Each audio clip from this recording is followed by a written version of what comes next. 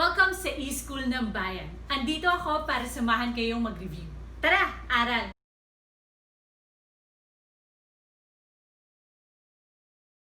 If we have this form, ax squared plus bx plus c, may dalawa tayong methods na gagawin dito. The first one would be yung mas sure. What do I mean by sure? Ito yung hindi ka nang huhula. Okay?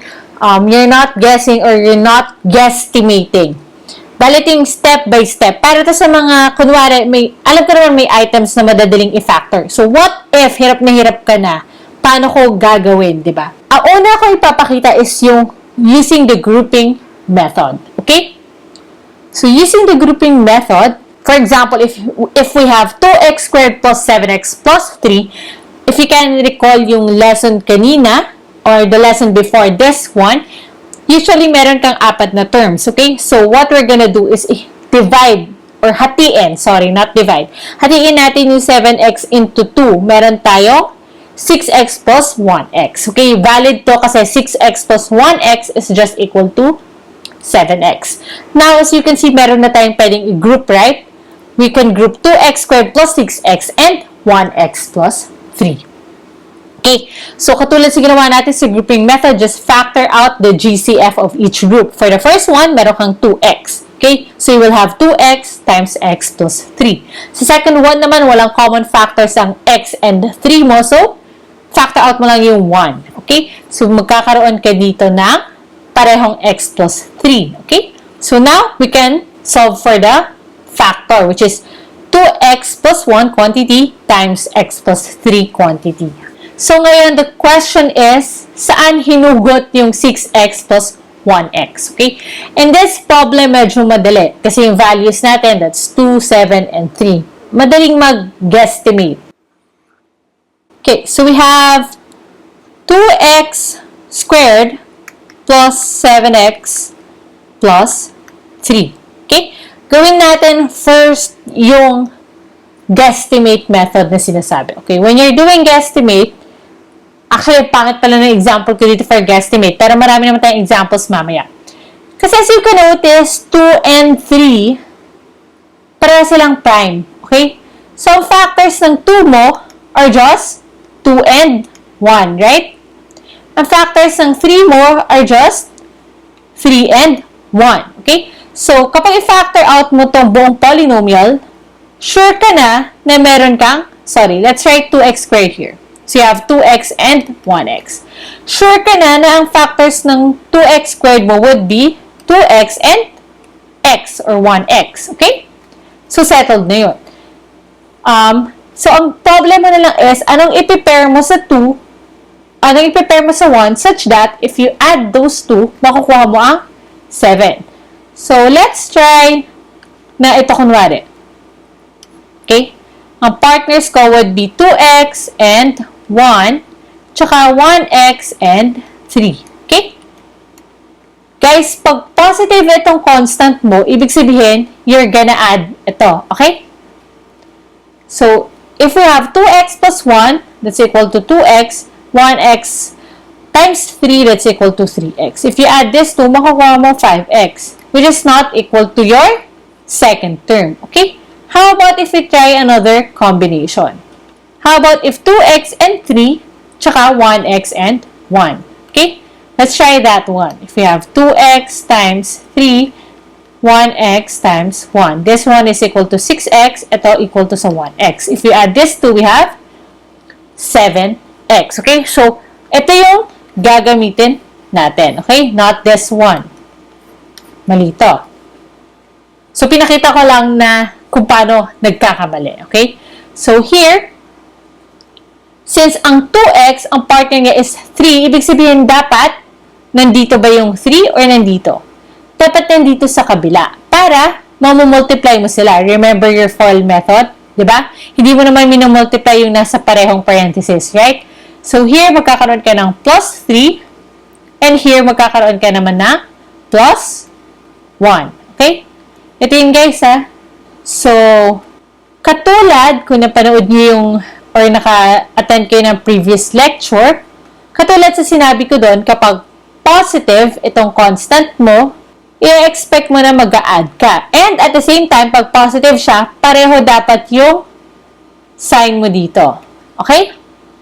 So, pareho silang positive. Bakit? Kasi positive yung second term mo or yung x term mo. Okay? Kapag negative itong x term mo, edi negative silang pareho. Okay? Iba naman yung case kapag negative itong constant mo, which is papakita ko rin mamaya. Okay? So, how about for the grouping method? Okay? So, we have 2x squared plus 7x plus 3. Kanina pinakita ko na hinati ito into 6x plus 1x. So, you might ask, so bakit 6x and 1x but hindi 5 and 2? Kasi yung 2, pwede rin namang may common factor din naman sila ng 2x squared, right? So, saan nanggaling yun? Okay. Step-by-step process, ang nangyayari doon is actually, you have a, di ba ang form natin is ax squared plus bx plus c. Okay? So, i-multiply mo itong coefficient ng x squared mo and yung constant mo. So, you have a times c, sorry. So, you have a times c, that's equal to 2 times 3, which is equal to 6. Okay? Ngayon, ito yung kukunan mo ng factors mo. So, anong factors ng 6 mo? You have 6 and 1, 3 and 2. Okay? So, which of these two will give you a sum equal to 7? Okay? So, i-add mo yung factors mo. Ano yung magbibigay sa'yo ng 7? That would be 6 and 1. Okay? Kaya, ihahati mo siya into, so we have 2x squared plus 6x plus 1x plus 3. Okay? Dun yun, kinuha. Okay, you just multiply the coefficient of your x squared times your constant. Okay? Then, kunin mo yung factors ng product nila. Okay? So, 6 and 1, 3 and 2. So, tip guys, as you can notice, 2 and 3, syempre, factors din siya no product nilang dalawa. Okay? So, one way din is i-check nyo muna kung 2 plus 3 equal ba siya sa nandito. Okay? Kung equal siya, pwede mo siyang hatiin as yung dalawang numbers na yun. Pag hindi, you have to check the other factors. So, eto guys, pinakita ko na kanina, di ba? I-group mo tong dalawa. Okay? Then, GCF. Here we have 2x. You will have x plus 3 plus, wala silang GCF or 1 lang. So, that's 1 times x plus 3. So, this is equal to 2x plus 1 times x plus 3. Okay? So, pwede kayong magsabi na mas madali ito, pero ako personally, I think madali lang itong guesstimate method kapag madali yung coefficients mo dito. Okay? Pero minsan mas nag-work to, so depende na lang sa inyo. Pinapakita ko lang. Alright? Now, let's go back to our PowerPoint.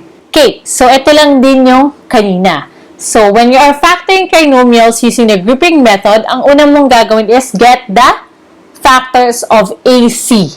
Okay? So, A times C, ang factors niya, you will list it down, pero ang pipiliin mo would be yung factors mo whose sum is equal to B. Kaya B is equal to R plus S, where R times S is equal to AC. Okay? Does that make sense? So guys, yung concept na to, nag-a-apply kahit positive or negative man yung B or C mo. As long as you are consistent with your signs. But later, papakitaan ko rin kayo ng techniques or yung mga tell. Okay? Yung mga, how do you tell if magpa-positive siya or magdi-negative siya. So guys, yung R mo and S na yon, hindi pa yun yung sagot Hindi to katulad ng, di ba kapag sa coefficient ng x squared is just equal to 1, automatically yung name nila, ina-add or subtract mo sa x mo. Okay, dito hindi, kasi may coefficient ka ng A. Yun lang yung gagamitin mo para mahati mo yung bx mo. Okay, so you can then use the grouping method. Okay, so again, summarize, group terms with common factors and then factor out the GCF and then apply the distributive property. So, more example using the grouping method. If you have 3x squared plus 10x plus 8, okay, Again, multiply natin yung coefficient ng x squared and yung constant. We'll have 24. So, what are the factors of 24? Ito yung mga yon. We have 6 times 4, 8 times 3, 12 times 2, and 24 times 1. So, which of these will give us positive 10x? Okay, or positive 10. That would be yung 6 times 4. So, ang magiging bago nating expression would be 3x squared plus 4x plus 6x plus 8. Now, group yung quote-unquote like terms o yung may mga common factors. That would be 3x squared plus 6x, yung pagsasama natin. And then, 4x plus 8. We will get this one kapag kunin natin yung GCF ng each group. And then, our final answer would be 3x plus 4 times x plus 2. So, how about if you want to apply the guesstimate method? I'll call it the guesstimate. Guess and estimate method. Okay, so we have 3x squared plus 10x plus 8. Okay? Ang factors ng 3 natin are 3 and 1. Okay? So, maganda, madali ito kasi prime number siya. So, alam natin na meron tayong 3x and 1. Sorry, I'll write 3x squared here. Okay, so sure na tayo dyan. And again, positive to. So, pareho yung sign. Positive yung B. So, ibig sabihin parehong positive. So, ilagay na natin. Alright? So, now let's continue dito sa pag-identify ng factors. Okay, so ano naman ang factors ng ating 8? We have 4 and 2 and 8 and 1. Okay? So, let's say, ito yung i-compare natin or ipagsama natin. 3x times 8, that's equal to 24x. So, masyado siyang malaki. Mag-a-add pa tayo ng 1. So, hindi na ito yung option natin. Okay? So, how about if pagbalik na rin natin? 3x and then itong 1x and 8. Okay?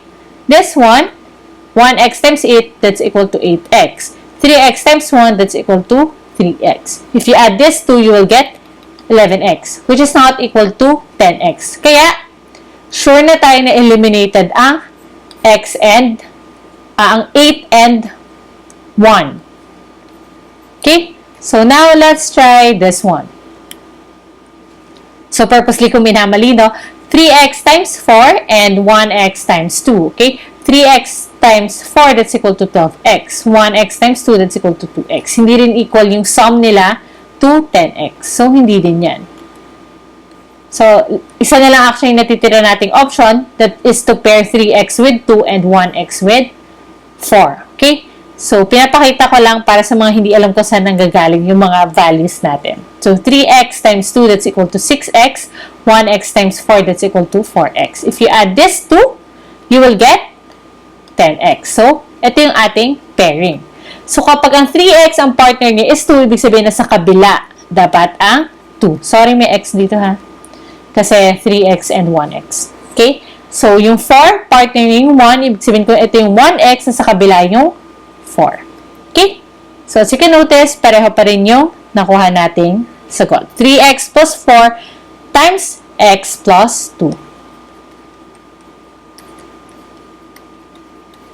Okay? Alright. So, sabi ko nga, mag-a-apply pa rin ito kahit negative man yung C mo or negative man yung B mo. In this case, we have a positive B and a negative C. So, multiply lang yung 2 and negative 12. We have negative 24. Okay? So, anong factors ng negative 24? We have negative 24 and 1. We have negative 12 and 2. We have negative 8 and 3, negative 6 and 4. And then, yung kabaliktaran ng mga factors niyan, 24 and negative 1, etc. Kasi lahat to equals sa negative 24.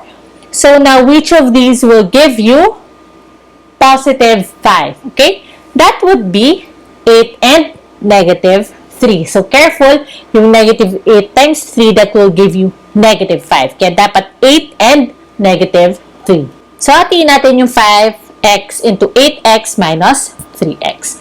So, just apply the grouping method. Okay? And then, kunin natin yung GCF ng bawat group. We have this one, 2x times x plus 4 plus negative 3 times x plus 4. So, as you can see, pareho tayo may x plus 4 na sa dalawang group. Kaya ang ating factors would be 2x minus 3 and x plus 4.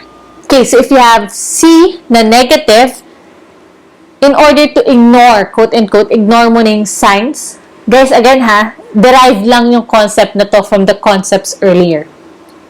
Para ma-ignore muna natin yung sign, we can take the absolute value of a times c, okay? And then, kunin mo yung factors nun.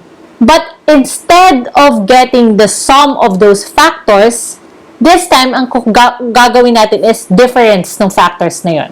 Okay?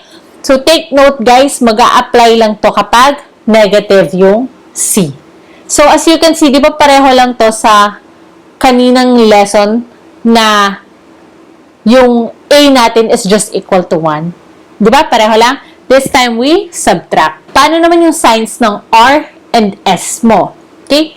If yung b mo is positive, yung larger sa r and s mo would be positive. Okay? So, kung mas malaki yung r, positive r, negative s. Okay? Kapag naman b is negative, so kung malaki yung r, negative yung r, positive yung s. So, in short, kung ano yung mas malaki sa r and s, siya yung magfa-follow or susundin niya lang yung sign ng coefficient ng x mo. Okay? Or yung b in this case. So, if you have this one, the same example as kanina, gusto ko na ipakita para makita niyo yung difference and similarities nila. Okay. 2 times 12. We have 24. Okay? So, ang factors ng 24 natin would be 24 and 1, 12 and 2, 8 and 3, 6 and 4. So, alin dito yung magbibigay sa atin ng difference na 5? That would be 8 and 3. Kasi 8 minus 3 will give us 5. Okay?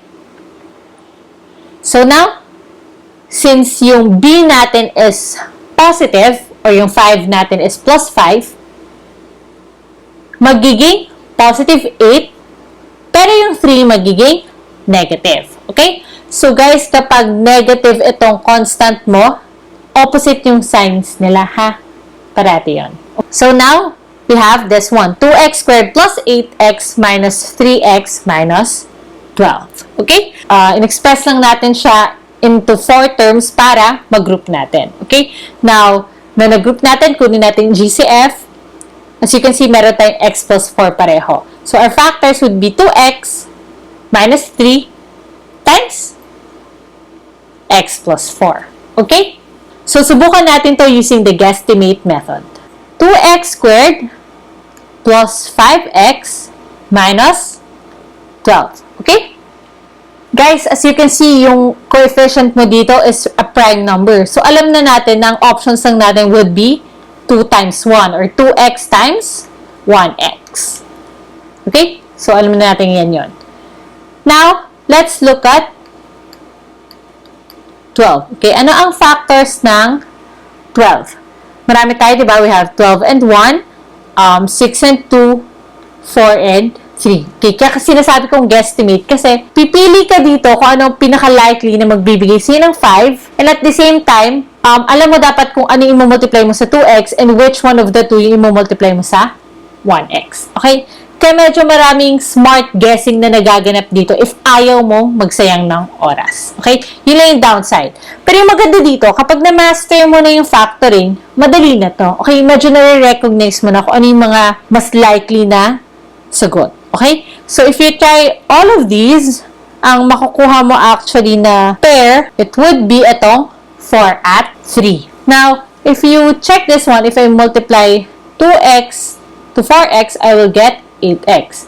1x to 3x, I will get 3x.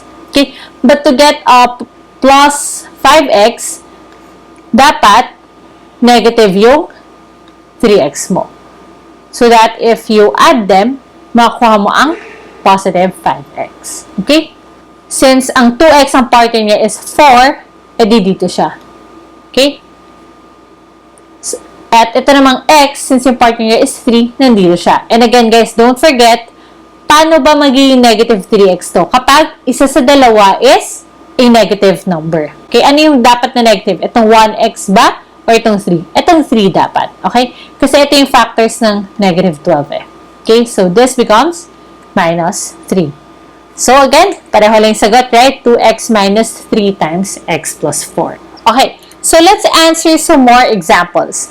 Guys, kapag nalilito kayo, mas in detail ko kasi itong diniscuss, yung quote-and-quote techniques na to or yung mga tell signs sa previous video on factoring yung x squared plus bx plus c. So, ibig sabihin wala tayong coefficient sa x squared. Okay? So, kung medyo nalilito kayo or hindi makasunod, na-explain doon in detail. So, let's answer some more examples. Example number 1, if we have 8x squared minus 26x plus 21.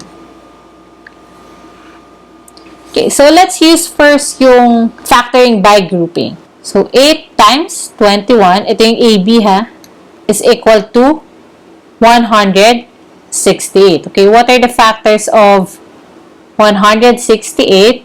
We have 168 and 1. Okay, obviously hindi yun. Kasi, so guys, tingnan nyo na rin to kung ano yung value ng B nyo. Alright? 168 and 1. Unlikely. We have 8 and 21. Pwede, but the thing is, okay, remember, if plus to, ibig sabihin, ina-add natin sila. So, 21 plus 8, mas malaki siya sa 26. So, no, that's not it. How about divisible to by 3? And divisible din siya by 4. So, let's try 12. 12 and that's 1, 14. Okay, 12 plus 14, that's equal to 26. Okay, so again, if you can recall our previous lesson, kapag positive yung C mo, ibig sabihin, pareho yung signs niya. Okay? Pareho silang positive or pareho negative? Pareho negative. Kasi, negative yung B mo. Okay? So, pag ihahati natin to, we will have 8x squared minus 12x minus 14x plus 21. Okay? So, i-group natin dito. Let's group this one and, okay, since negative yan, magiging plus this one. Okay, don't forget yung plus ha. Sige, i-rewrite ko na lang. We have 8x squared minus 12x plus negative 14x plus 21. So, here, common factor would be 4x. May iwan ka with 2x minus 3. Okay? How about here? If you can notice, yung may x natin, positive siya dito. So, ilabas na natin yung negative sign dyan.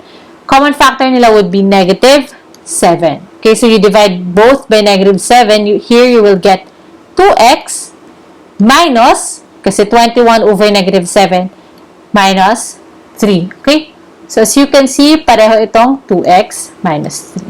So, we will have 4x plus negative 7 or minus 7 times 2x minus 3. So, let's try the guesstimate method. So, ang mga pinipair up mo dyan, since ang factors ng 8x squared ay 8x and 1x, at saka 4x and 2x. Ano naman ang factors ng 21? We have 21 and 1, tsaka 7 and 3. Ako, hindi ko na itatry yung 21 and 1 kasi parang ang laki masyado ng 21. So, since alam na natin yung sagot na 4x and ito na yung itry natin, okay? So, here we have 4x times 7, that's 28, right? 28. Ito naman, 6. If we add them, masyadong malaki. So, ibig sabihin, mali yung pagkaka-pair natin. How about if this one, 4x times 3 and then 2x times 7. The answer here is 14x. Ito naman, 4x, that's 12x. So, as you can see, if you add this 2, you will get 26x. Okay? So, since negative nga sila pareho, negative lang silang dalawa. Okay? So, the answer here would be, sulat muna natin yung 4x and 2x. Since ang minultiply natin sa 4x is negative 3, ibig sabihin na sa other parenthesis yung negative 3. Since ang 2x minultiply natin sa negative 7, nasa kabilang parenthesis yung negative 7 relative to your 2x. Okay? So yan, pareho lang naman na sagot. 7x squared minus 31x minus 20. 7 times 20, that's equal to 140. Okay, so guys, negative. So, ibig sabihin yung factors na tinitingnan natin dito, isa-subtract natin sila, then compare to this one. Okay? Para makuha natin yung 31, ano kayang pairs sa tingin nyo? 140 and 1, unlikely naman. Okay? 70 and 20, ang layo naman na sa 31. How about 4 and 35? Pwede. If we subtract this, we will get 31. Now, which one should be the negative number and which one should be the positive number? Kasi nga, di ba? Kapag negative to, opposite ng sign.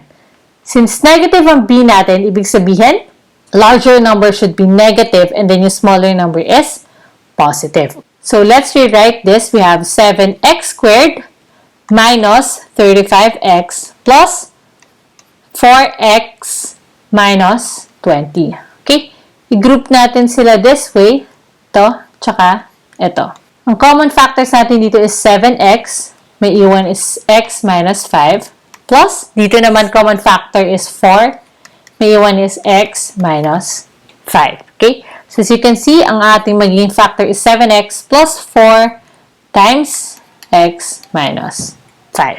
So, dito, pag mag-guesstimate tayo, guys, this is a prime number. So, sure na tayo na 7x and then x. So, ngayon, ito na lang yung concern natin. Kung ano yung mga ipi-pair up natin. So, 7x and 1x, 5 and 4, right?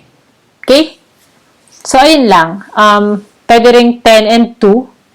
So, ito yung mga options. 5 and 4, 10 and 2, tsaka yung 20 and 1. Okay? So, pwede yung itry muna isa-isa, and then kung mali, edi just try hanggang makuha niyo yung sagot. So, try to naunahin nyo yung most likely na magbibigay sa'yo ng negative 31x. Okay? So, here, it's actually itong 7x times 5, which is equal to 35x, and then itong 1x times 4, which will give us 4x. Okay? So, if we subtract this 2, we will get 31x. Again, para makuha mo yung negative 31x, dapat negative yung 35x. Okay? So, here, ang pinartner natin sa 7x is 5. So, nasa kabilang side. Anong sign ng 5? Para maging negative 35, dapat negative 5. So, negative 5. Ito naman, plus 4. How about if your A is negative? So, para lang i-apply natin yung mga previous concepts, ang gagawin lang talaga natin is i-factor out yung negative 1. So, for example, if meron kang negative 2x squared minus 5x plus 12, okay, ang goal mo is yung fina-factor mo ay merong positive coefficient yung x squared niya. So, ilabas lang natin yung negative 1. Okay? If you take out negative or negative 1, lahat ng signs dito sa taas is magiging kabaliktaran lang. So, itong 2x squared magiging 2x, itong negative 5x magiging plus 5x, itong plus 12 magiging minus 12. Okay? So, now, we can factor yung 2x squared plus 5x minus 12x. Okay? So, bahala kayo kung anong method yung gagawin nyo. In this example, ang ginawa ko is grouping method. Okay? If you use grouping method, itong 5x, pwede natin hatiin sa 8x minus 3x. So, as you can see, ito lang rin yung example kanina. Okay? So, group those two together. Ito ang makuha nating sagot. So, take note guys, huwag niyong kalimutan yung negative. Nakikerry lang yun. Okay? Hanggang sa dulo. Pero ang fina-factor mo lang itong nasa loob. Kumbaga. Okay? So, ayun lang. So, to summarize everything so far, if you have 8x squared plus bx plus c, okay, one, check if GCF of each term. Kung meron ba o wala. Okay? Kung meron, factor out. Okay? Para mas maliit yung numbers na, ano mo, sinusolve mo. Okay? Kapag wala, edi move on. Okay? So, next would be pag negative coefficient of x squared. Okay? You check for that. Kapag negative, ilabas mo. And then, next is, ayun na, factor out. Okay? Factor mo na yung nandito. So, katulad sa sinabi ko sa lesson sa x squared plus bx plus c, where a is equal to 1, things to check, pag positive constant, or yung c mo, pag positive yung constant mo, ang signs mo would be the same dito. Okay? Pareho kang may positive or pareho kang may negative. Okay? Positive pareho kapag positive B. Okay? Negative pareho kapag meron kang negative B. How about if you have a negative constant? Meron kang form na meron kang sagot na ganito ang itsura. Okay? So, paano mo malalaman kung which one is positive, which one is negative? Again, depende rin sa B. Okay? Okay, so last thing to take note,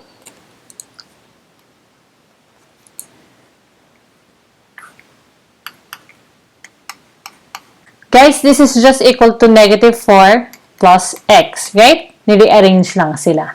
Okay? So, be careful sa mga ganon. How about this one? X. Okay? This one is also equal to negative of 5 minus x. Okay? Ano pa ba? Kasi, kaya ko lang naman ito sinasabi kasi pag nag-rational expressions na tayo. So, be careful sa mga signs. Dapat medyo marunong kayo mag-manipulate para makita nyo kung pareho lang pala. So, lalo na pag nakita nyo pareho yung coefficient o yung variables na meron, i-check nyo if equal ba sila. Okay? Lalo na pagdating natin sa rational expressions. But so far, this is for factoring your polynomials. Last would be yung factoring ng special product. So, yun, relatively, madali lang yun. You're just going to memorize yung pattern. Alright?